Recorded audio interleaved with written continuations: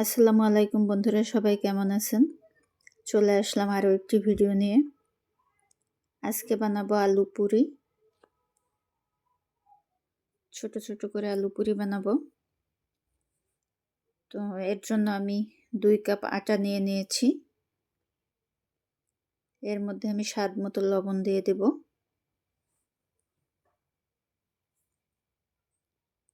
আর লাগবে 2 টেবিল চামচ সয়াবিন তেল। এটা দিয়ে এখন ভালোভাবে আটাটাকে মাখিয়ে নেব।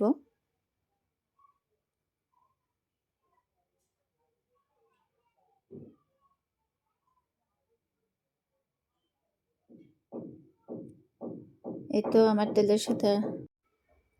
তো তেলের সাথে আটাটা মেখে নিয়েছি। এরকম মুষ্টি করলে যখন দলা পেকে আসবে তখন বোঝা যাবে যে ঠিকঠাক মতো হয়েছে। এখন অল্প অল্প পানি দিয়ে আমি খামিটাকে বানিয়ে নেব। পানিটাকে আমি অল্প অল্প দেব, কারণ একবারে দিয়ে দেব না, তাহলে নরম হয়ে যেতে পারে। তো এভাবে পানি দিয়ে আমি খামিটাকে বানিয়ে নিলাম। আমরা যেভাবে নর্মাল পরোটা বানাই ওই রকম ডো বানিয়ে নিলেই হবে। তো এখন এটা আমি ঢেকে রেখে দেব 20 মিনিটের জন্য। ফিরে আসলাম 20 মিনিট পরে। তো এখন চলে যাব আলু ভর্তা বানাতে। এখানে আমি 3টা আলু নিয়ে নিয়েছি ছোট ছোট।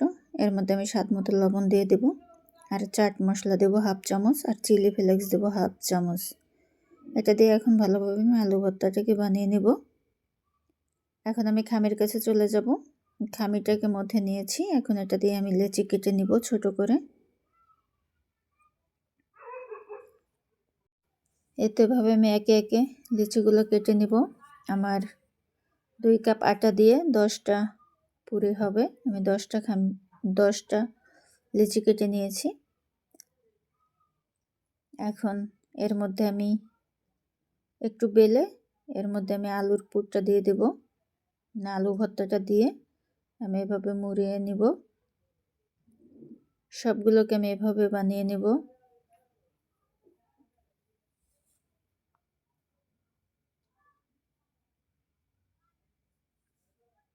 আলু ভর্তাটা দিয়ে এভাবে আমি মুড়িয়ে নিয়েছি। 10টা হয়েছে আমার। তো এখন এগুলোকে আমি একটা একটা করে বেলে নিব।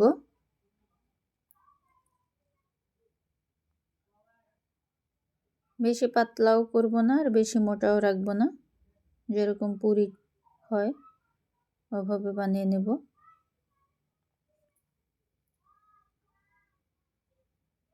ডাল পুরির চেয়ে আলু পুরিটা বেশি ভালো লাগে আমার কাছে। তো বন্ধুরা, আপনারা এভাবে বানিয়ে খেয়ে দেখবেন।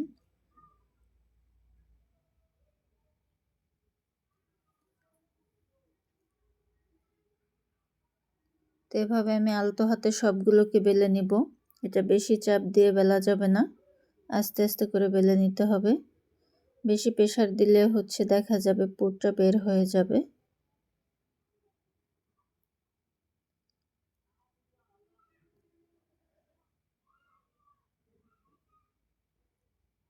তো আমার সবগুলো বেলা হয়ে গেছে। এখন আমি চুলায় আগে থেকে একটা কড়ার মধ্যে তেল গরম করে রেখেছি।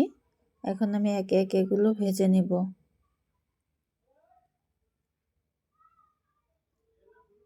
এতে এখন আমি একে একে পুরিগুলো দিয়ে দেব ভাজার জন্য।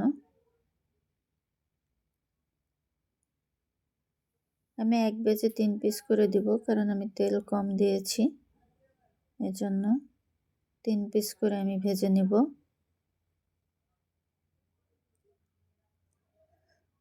বন্ধুরা, আমার ভিডিওটি যদি ভালো লেগে থাকে আমার চ্যানেলটি সাবস্ক্রাইব করবেন, আর ভিডিওটি দেখার সময় অবশ্যই একটা লাইক দিবেন।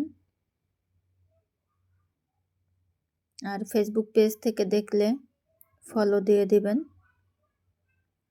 এতে আমার সবগুলো পুরি ভাজা হয়ে গেছে। এখন আমি পরিবেশন করব। আল্লাহ হাফেজ।